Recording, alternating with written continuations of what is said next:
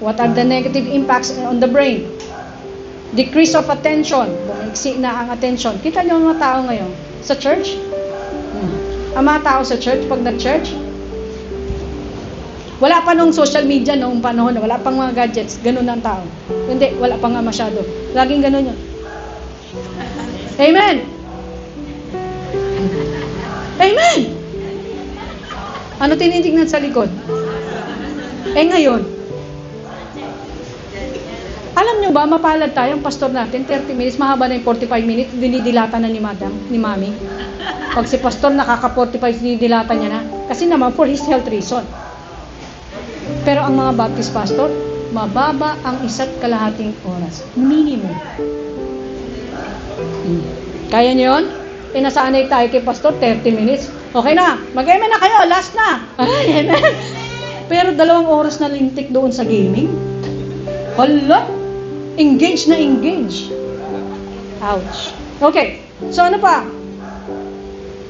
Poor concentration, sleep disturbances, changes in brain development, impulsive behavior, increased stress. Ang bata na-i-stress na dahil sa gadget. Emotional instability.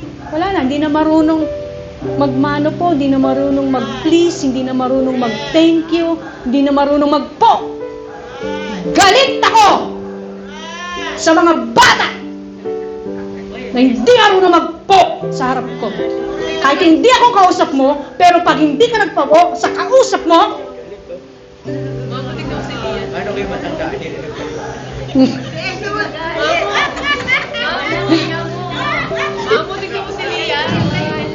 Kalma, Ezra, kalma.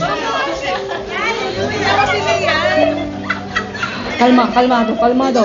I emphasizing, hindi ako ganun. Huwag niyong ipakita sa akin, mga bata, kayo dyan sa Sunday School, kayo Teacher May and Teacher Paset, turuan niyo yan sila, huwag haharap sa akin.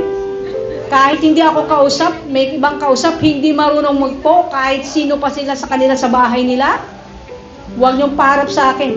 Parents, give me permission and authority. Pitikin ko mga bigla niyan. Bibig na. Hindi na marunong mag-bless? Look at the behavior. Sino may kasalanan? Ba't ganyan ang mga anak? Turo mo sarili mo. Huwag ang kapitbahay, walang kinalaman yun. Alam niyo ba, daig pa tayo ng mga non-believer? You know why? Mga celebrities. Panurin ng mga celebrities. Anong sabi nila? We do not let our children to have a gadget. Mga kapatid, milyonaryo yun. Kahit ilang pang gadgets kaya nila, pero bakit nila ginagawa sa mga anak nila? Because they know the danger of it. Bakit sila nagagawa, tayo hindi? Ang mga Kristiyano, ayaw kasi nilang mahuli ang mga anak nila sa nangyayaring sitwasyon sa mundo. What? Saan sa Bible yan, mga kapatid? Tayo ang nagpapahamak sa mga anak natin. The children should have, ngayon kasi kailangan sa school. I don't think so. Di ba sa school, pinagbabawal ang cellphone?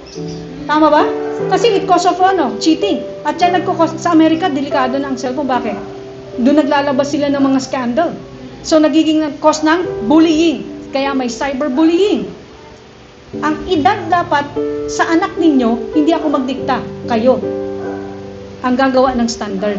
If kung akong sundin nyo, mga kapatid, mag-away-away tayo. I'm so strict when it comes to it. Ay, ako, nakikita ko mga kabataan ng mga hilinga. Hindi ako impressed.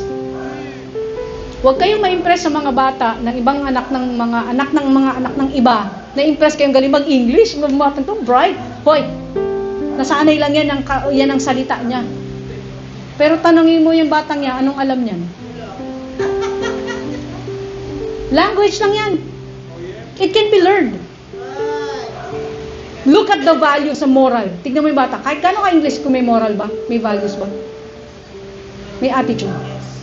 Galing-galing mag-English na. Huwag tayo ma-impress sa mga gano'n, sa mga salita. No, don't be impressed.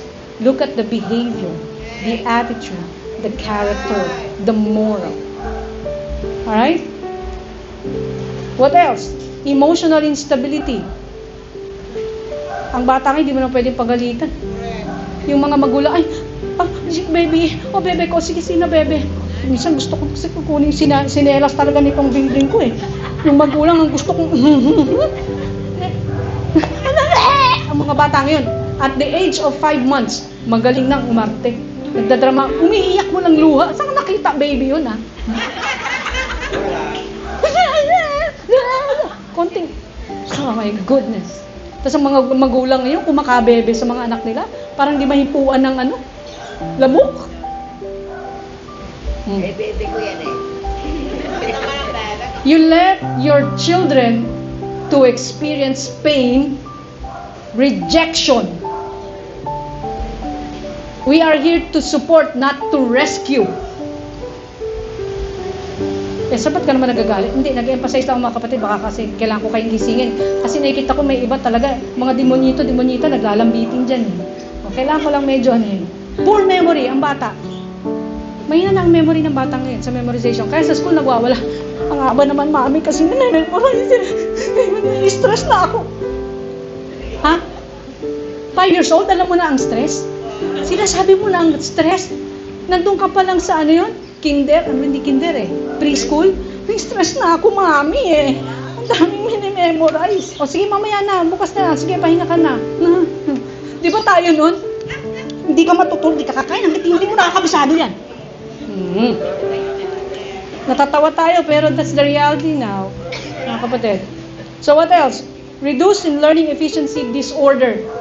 Philippines now is on the list in Asia who has the lowest, and the number one of the lowest illiteracy. Hindi na nagbabasa.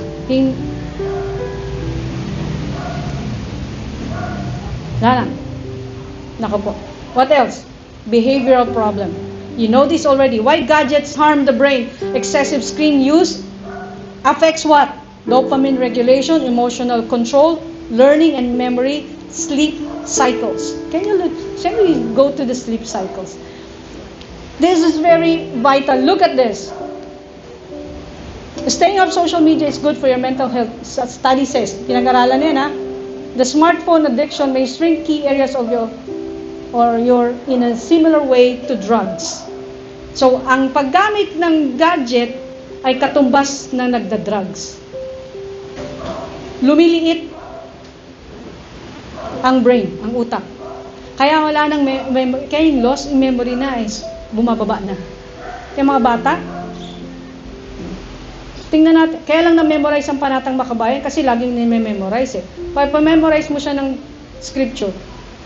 Mga kapatid, tayong mga believers, ang gawin natin para ang mga anak natin tumalas ang brain, ang isip, laging may clarity, may maayos ang pag-iisip ng bata. Memorization ng verse, Bible verse. The healthiest way to make our brains healthy. O nga Lord, wala tayong narinig na amen. Wala akong narinig na nag-agree